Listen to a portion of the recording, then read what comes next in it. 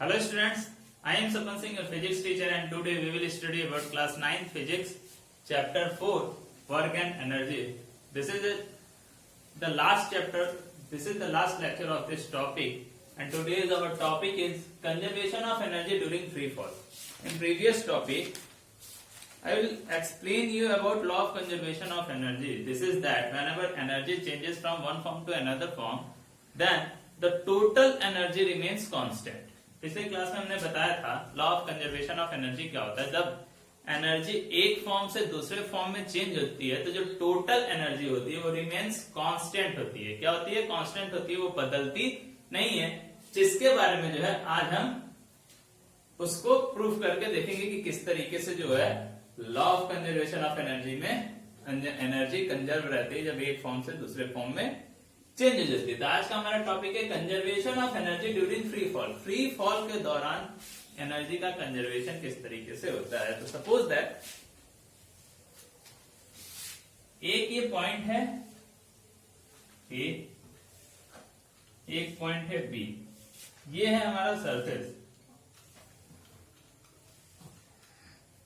और सरफेस, ठीक है। और सरफेस से एच हाइट पे एक पॉइंट है हमारा, ठीक है। सपोज दैट कोई ऑब्जेक्ट जिसका मास m है, एच हाइट ऊपर है और यहां से इसको फ्री फॉल किया जा रहा है। जैसे ये है हमारा, इसको हम फ्री फॉल कर रहे हैं, ठीक है। तो उस कंडीशन में एनर्जी क्या होगा, और यहां पे जब गिरेगा पॉइंट बी पे और सरफेस पे, तो इस कंडीशन में एनर्जी क्या हो जाएगा, ठीक है। तो यहां पे एक एक करके करें। ये यहां से नीचे इस तरीके से गिर रहा है, यहां पे आ रहा है, ठीक है। एट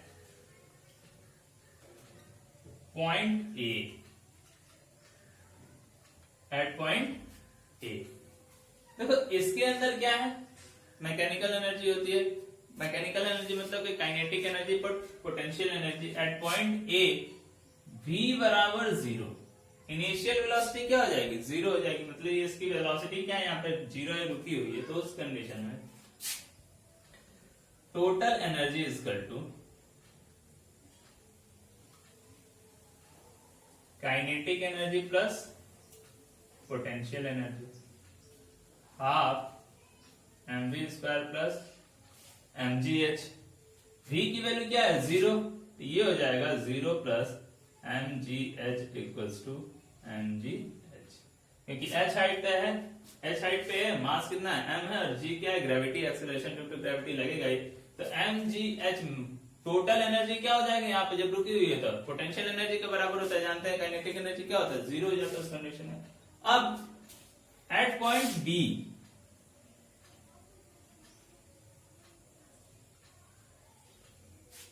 पॉइंट बी पे just reach the ground, just before reaching the surface of the ground, height will be 0 और v कुछ ना कुछ होगा यहाँ पे। ये एकदम ग्राउंड पे चले जाने तक नहीं, ग्राउंड के पहुंचने से ठीक पहले तो उसकी स्पीड क्या होगी? v अपनी मैक्सिमम स्पीड पे होगी, कुछ ना कुछ होगा v। h इक्वल टू 0 हो जाएगा। ग्राउंड पहुंचने से ठीक मतलब टच होके वहीं पे है। अब गिरने के बाद क्या हो जाता है? रुक जाता है। तो उस कंडीशन में फिर पोटेंशियल एनर्जी के बराबर हो जाएगा। बट पहुंचने से ठीक पहले हाइट इक्वल टू क्या है? 0 है, और v की वैल्यू कुछ ना होगी। तो वो v की वैल्यू अगर हम निकालना चाहें from equation, third equation of motion, v square equal to u square plus 2gh। तो u की वैल्यू कितनी है? इनिशियल वेलोसिटी तो 0 है, तो 0 प्लस 2gh, तो v square equal to 2g। अब at point b total energy equals to half potential energy plus kinetic energy. ये हो जाए equals to half mv square plus mgh। ये हो जाएगा हाफ m, और v स्क्वायर की वैल्यू कितनी आ गई है? 2gh into 2gh plus mg into h की वैल्यू 0।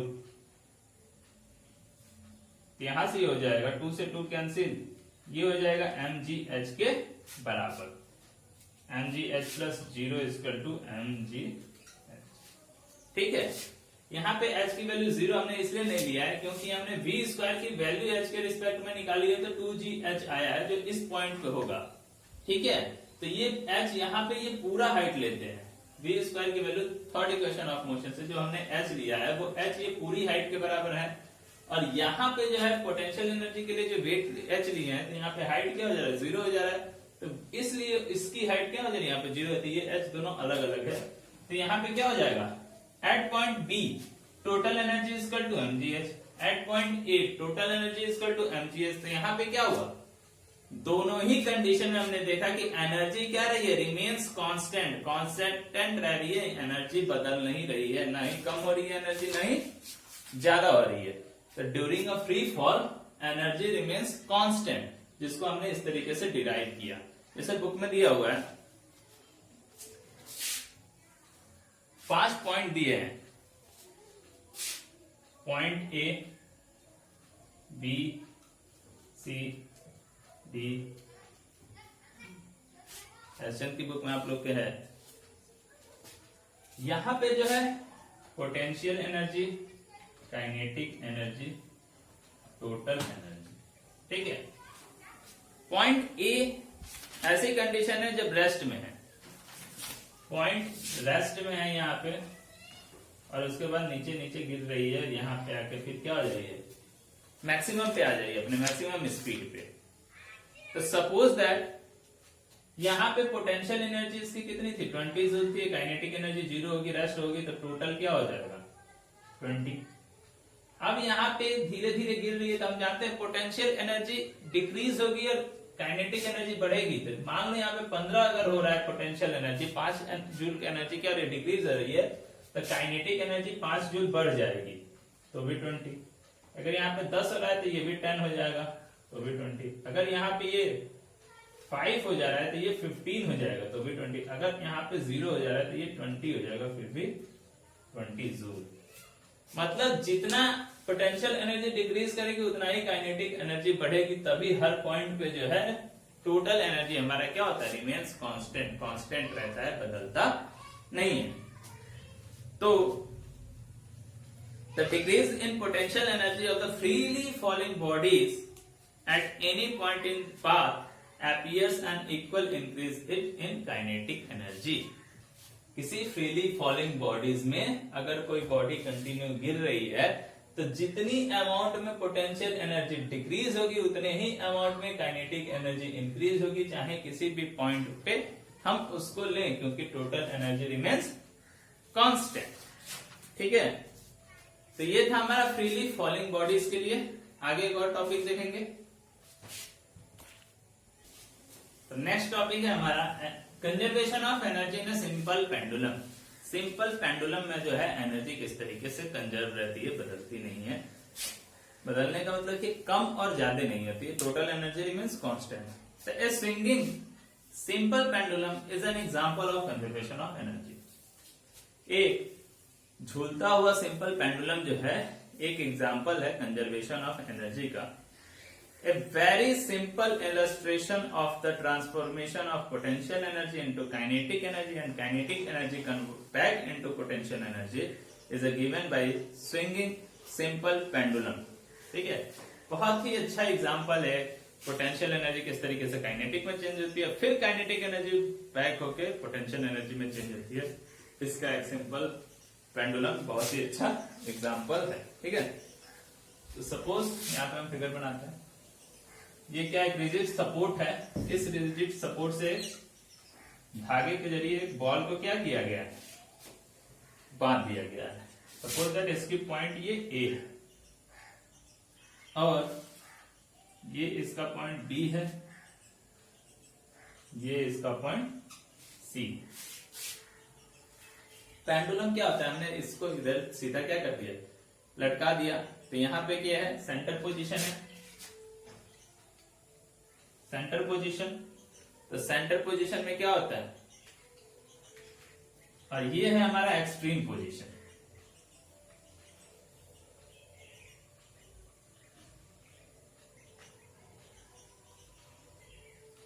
ये भी है एक्सट्रीम पोजीशन।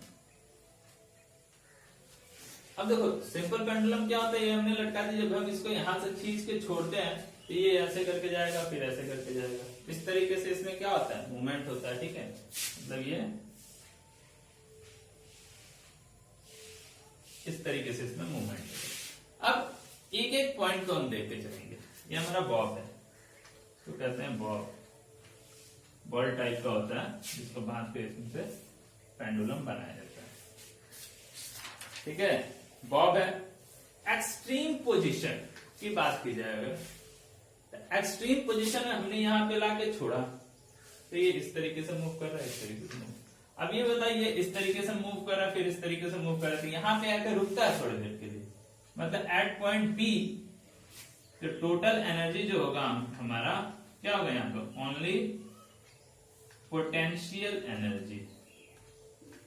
क्या होगा हमारे यहाँ पे, ओनली पोटेंशियल एनर्जी, क्योंकि यहाँ पे आकर रुक जा रहा है। फिर यहाँ पे ऐसे आएगा, यहाँ पे आकर रुक जाएगा, मतलब यहाँ पे भी क्या हो जाएगा, ओनली पोटेंशियल एनर्जी।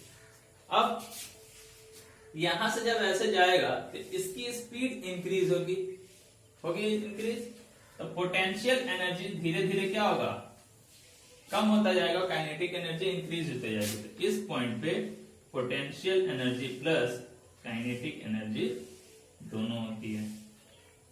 फिर मेन पॉइंट पे अब देखो यहां से जब इधर जाएगा तो फिर काइनेटिक एनर्जी डिक्रीज होने लगेगी और पोटेंशियल एनर्जी इंक्रीज होगी, और यहां जाके काइनेटिक एनर्जी जीरो हो जाती है। तो मतलब सेंटर पोजीशन पे क्या होता है, ओनली काइनेटिक एनर्जी, क्योंकि यहाँ पे अपने मैक्सिमम स्पीड पे रहती है। अब फिर यहां से ऐसे जाएगा तो काइनेटिक एनर्जी डिक्रीज होना शुरू करके पोटेंशियल एनर्जी इंक्रीज होना शुरू। तो यहाँ पे भी क्या हो जाएगा, potential energy plus kinetic energy. और फिर यहां जाके क्या हो जाएगा, ये पोटेंशियल एनर्जी केवल बच जाएगा, काइनेटिक एनर्जी रिमेन्स जीरो। तो इस कंडीशन में एनर्जी ऑफ कन्वर्टर क्या होता है, बहुत तेजी के साथ होता है। पोटेंशियल था, काइनेटिक में हुआ, काइनेटिक पोटेंशियल में हुआ, फिर पोटेंशियल काइनेटिक में, काइनेटिक पोटेंशियल में, इस तरीके से कंजर्व रहता है। बट जो टोटल एनर्जी इसमें भी रहती है वो क्या रहती है, रिमेन्स कांस्टेंट। मतलब कि अगर हमारे पास 20 जूल पोटेंशियल एनर्जी यहाँ पे है तो वो यहाँ पे आके 20 जूल काइनेटिक एनर्जी में चेंज हो जाएगा और फिर 20 जूल पोटेंशियल एनर्जी में चेंज हो जाएगा। और जितना ये 20 जूल कम होगा उतना ही ये काइनेटिक एनर्जी बढ़ते जाएगा, जैसे हमने पिछले एग्जांपल में बताया था, ठीक। तो इसके कुछ पॉइंट होते हैं ये कि when the pendulum bob is position at B it has only potential energy but no kinetic energy. As the bob starts moving from position B to A, its potential energy going to increase, but its kinetic energy going to increasing. Potential energy decrease होगा, kinetic energy increase होगा. At point A, when the bob reaches the center position A, it has only kinetic energy. As the bob goes from A to C, the kinetic energy goes on decreasing and potential energy goes on increasing. यहाँ पे क्या होगा, potential energy increase होना शुरू करेगी, kinetic energy decrease होना शुरू करेगी। On the reaching extreme position C, the bob stops for a very small time, so it has only potential energy on at C. तो ये कुछ पॉइंट्स हैं इनके। Law of conservation of energy in a simple pendulum किस तरीके से होता है। तो the total energy of a single swinging pendulum at any instant of time remains the same or conserved. कह सकते हैं किसी भी पॉइंट पे किसी भी टाइम पे जो टोटल एनर्जी होती है हमारी वो क्या रहती है, कंजर्व रहती है। The body which does work losses energy and the body which work is done gains energy. देखो इसमें क्या होता है, एक चीज और देखने लायक चीज है कि the body which does work losses energy. कोई बॉडी अगर वर्क कर रही है तो उसमें से एनर्जी लॉस होगा, और जिस पे वर्क कर रही है उसमें एनर्जी गेन होगा। जैसे हम इससे किसी चीज को मारे तो जब ये टकराएगा किसी चीज से, इसके अंदर एनर्जी लॉस होगा, इससे ये रुक जाता है, टकराता है, तो स्पीड कम हो जाएगी। बस जिससे टकराता है उसको एनर्जी ट्रांसफर कर देगा और उसके अंदर वो एनर्जी आ जाती है, ठीक है। तो ये चीजें हैं। तो आज का ये हमारा लास्ट टॉपिक था, कंप्लीट हो गया। तो इस तरीके से आप लोग का इस साल का जो है एनुअल सिलेबस, एनुअल एग्जाम के लिए जो सिलेबस है वो कंप्लीट हो गया। 1 to 4 चैप्टर, इसका रिविजन कीजिए आप लोग। धन्यवाद।